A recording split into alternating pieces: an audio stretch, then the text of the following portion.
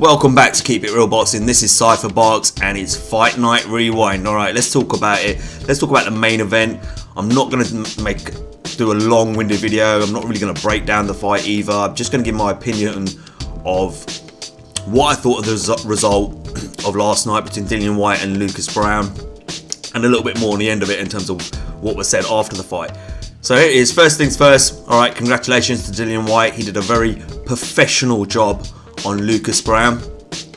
Went in there, showed better defensive skills than he's shown before, was in great condition. I think it's probably the best conditioning I've seen for Dillian Whyte. Offensively, he looked good, he looked sharp, great body shots, you know, some really good body shots, you know, hooks, left hooks to the body, the 1-2 down the pipe. He looked impressive. I'm not going to say he didn't, okay? And it obviously was a good knockout. Obviously, shout out to Lucas Browne, who confirmed over Twitter that he's okay. He had to go to hospital last night as a precaution, but he's okay. And you know, that's what we want to hear, because at the end of the day, he has got a family back home in Australia that he needs to get back to, and we never want to hear that a fighter has been seriously injured or maimed or career-threatening injury, anything like that. But however, as much as I just gave Dillian Whyte a bit of praise, at the same time, let's look at Lucas Browne, how he came into that fight. Now, a lot of people are going to say, well, that's not Dillian's fault. And you're right, it's not Dillian's fault. Dillian went in there, did a professional job, did what he was supposed to do and get the win. Hats off to him for that. But at the same time, look at the caliber of the opponent. This is a guy who's fought once a year for the last 3 years. I think this is like his 4th fight. Okay, this is a guy who clearly doesn't take Lucas Browne. This is a guy who clearly isn't committed to the sport as he should be. He didn't fight or look like a top heavyweight contender in there. You know, the Lucas Browne that fought Chagiev for the WBA regular title, that was a much better version than what we saw last night against Dillian Whyte. And it was disappointing to see even the pundits last night on Sky Sports. So even, you know, Johnny Nelson, David Hay, Paul Smith, Carl Froch, Adam Smith himself, all of them said the same thing, that, you know, it was sad to see the state he was in terms of when he entered the ring. I mean, the gut was hanging out, you know, a mile, for crying out loud. He looked slow, he looked sluggish, he looked lethargic, yeah. You know, he's telegraphing his punches. You can see him coming away off, which makes it very, very easy for Dillian Whyte in that sense as well. So, not overly impressed with Lucas Browne. Dillian Whyte looked impressive, but you would look impressive against a walking, talking, breathing punch bag. Again, not trying to be disrespectful to Lucas Browne, but that's how it was. And then I knew it was going to come. I said it in my other video. I've just uploaded a video regarding Wilder and Joshua, another one, and I said it in that video. I knew it was going to come next. They started calling out Deontay Wilder.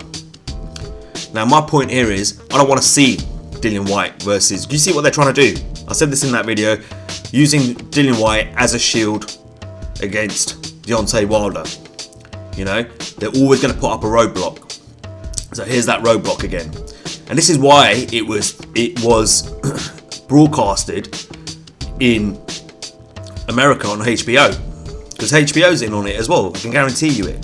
This is how promoters and promoters and broadcasters work. Okay, and they've put Dillian Whyte out there in the US against a guy who he shouldn't have been in the ring with. It was a mismatch, a clear mismatch. But he looked so impressive doing it, is to get people's chin wagging, get people talking. I'm not falling for it. The biggest fight at this moment in time that can be made in boxing is Deontay Wilder versus Anthony Joshua for the undisputed heavyweight championship of the world. Why would you want to see Dillian Whyte versus Deontay Wilder just for the WBC title? You know, Deontay Wilder and Anthony Joshua are on the same time scale, same time frame. Yeah, Deontay Wilder fought at the beginning of March. Anthony Joshua's fighting at the end of March. They've got no other fights booked in or scheduled or anything like that, or contracts signed up for other fights. they're on the same timescale. This fight can be made for August. Yeah, I don't think we need to wait as late as September, October, or November. But if it needs to be that late, then fine. But it can be made. So I'm not falling for this trick that Eddie Hearn's been doing, you know, with lately this week in the articles, which I've talked about in my other video. Go watch it. I'm not falling for that trick. I'm not falling for that bullshit. You know, with Dillian Whyte. Once AJ and Deontay Wilder fight, yeah, and there'll probably be a rematch clause, of course. Once their saga's over, then they can move on to whoever else. So, in my opinion, I think AJ beats Deontay Wilder, which means I think he'll beat him in a rematch as well. And then AJ can go on and fight Dillian Whyte, Tyson Fury, whoever. But the next fight I want to see after AJ versus Joseph Parker, providing AJ gets past Joseph Parker, the next fight I want to see is Anthony Joshua versus Deontay Wilder. I don't want to see or hear or talk about Dillian Whyte versus Deontay Wilder. I don't want to hear it. Again, it's a smokescreen to block the potential fight between Wilder and AJ. And I knew all the BS was going to come out. Don't get me wrong, like I said, Dillian Whyte, he did what he had to do. Can't knock him for that. Yeah, he put on a good performance, which was made to look impressive because of the caliber opponent, the type of opponent. Lucas Browne was just fed to Dillian Whyte. You know, he looked good. He did loads of great things in there. But when you're fighting a guy who's barely landing a punch, whose punches you can see off from a mile off, it's easy to time him. Yeah, don't be fooled by this. Yeah, as boxing fans, we must demand for the best fight in the sport, and the best fight in the sport at this moment in time is AJ versus Wilder. It's the hottest topic in boxing. It's the best fight out there. It must be made. So I'm not falling for your tricks, Eddie Hearn. I've said this before in my other video. Go and watch it. It's an hour long, but I'm not falling for it. Simple as that. Good performance by Dillian Whyte.